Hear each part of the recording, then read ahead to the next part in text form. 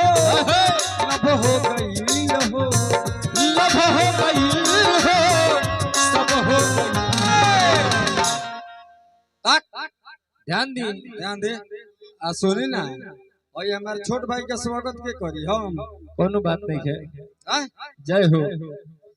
देखी तो भैया लोग तरफ से आशीर्वाद रहल, कहल बा कि जब दिल पे लगी हो चोट तो निकला है 20 रुपये का नोट। मैं पेशकार साहब को तहे दिल से शुक्रिया अदा करती हूँ ना, करता हूँ। अरे रहनी बरा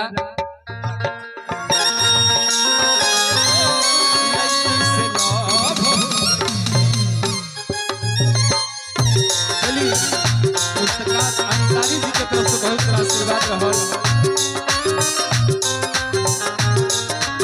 और का भाई का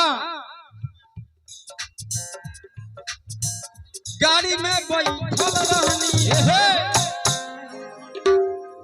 आई हमरा सरवन सिंह जी के तरफ से 100 रुपए का पुरस्कार बा, 1 रुपया बाकी लगा रहनी। अच्छा चाचा भतीजा, अच्छा है ना चाचा है ना भतीजा, तो बीच में हम के हो गए। जय हो।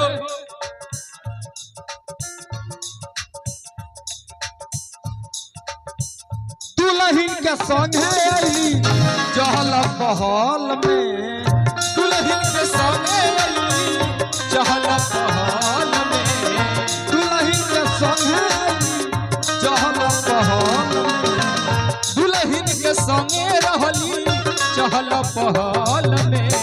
हंसी हंस के लूट लिहली दिल, हंसी हंस के लूट लिहली दिल, एगो लड़की से लव हो गई। हंसी हंस के लूट लिहली दिल, एगो लड़की से लव हो गई। आए राजन भैया लगा रहे। और भैया यही बाराती में और वही गाना गौनी हम का गौनी, दूल्हे का सेहरा सुहाना लगता है, दुल्हन का तो दिल दीवाना लगता है, दूल्हे का सेहरा सुहाना लगता है, दुल्हन का तो दिल दीवाना लगता है। पल भर में कैसे बदलते हैं रिश्ते, पल भर में कैसे बदलते हैं रिश्ते, अब तो हर अपना ठिकाना लगता है, दूल्हे का सेहरा सुहाना लगता है, दुल्हन का तो दीवाना लगता है, दूल्हे का सेहरा सुहाना लगता है, दुल्हन का तो रहनी बराती गई हो गई, रहनी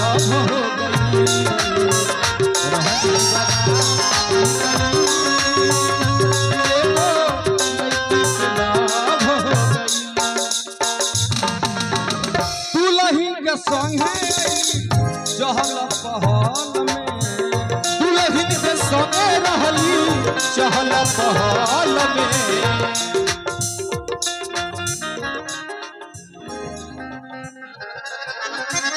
दुल्हन के संगे रहली चहल पहल में।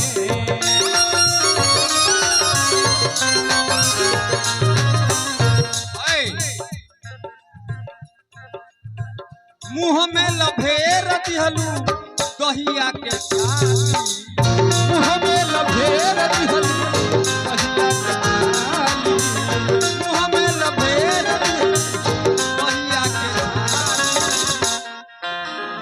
जैसे भी राधे श्याम रसिया भैलगी, यही जा चले के बा भैया, लास्ट को के चले के बा, बहुत कलाकार लोग बा। राधे श्याम रसिया भैलगी, एगो लड़की से श्याम रसिया भैलगी, लड़की से लव हो गई, श्याम रसिया भैलगी।